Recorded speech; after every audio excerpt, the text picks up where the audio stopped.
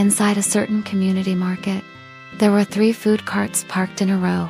Each cart belonged to a beautiful young female vendor. All 3 of them had been selling their food in this community market for quite some time, and their businesses were doing very well because they had appealing selling points.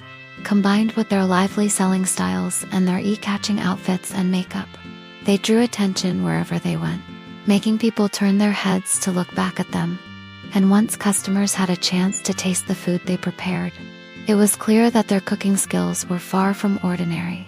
Anyone who bought food from them would become hooked and return again and again, eventually turning into regular customers. This was especially true for handsome male customers. The 3 women would compete to show off and win their favor, sometimes even cutting the line to prepare food for the good-looking men first.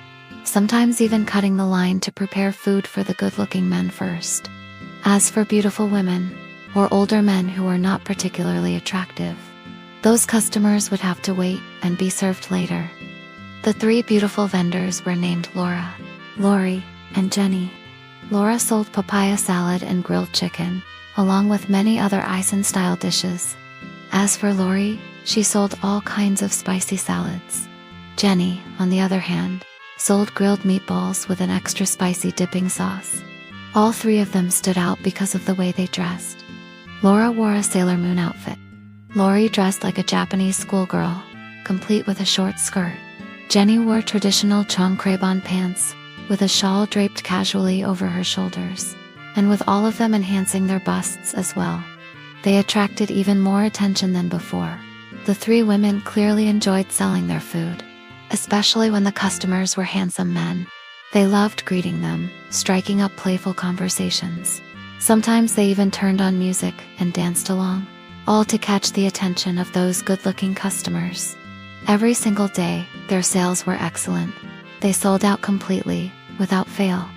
Once everything was gone, they would push their carts back to their rented rooms at the end of a small alley.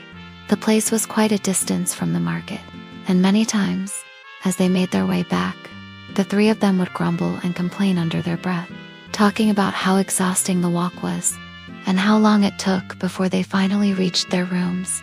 But no matter how much they complained, they still refused to move out.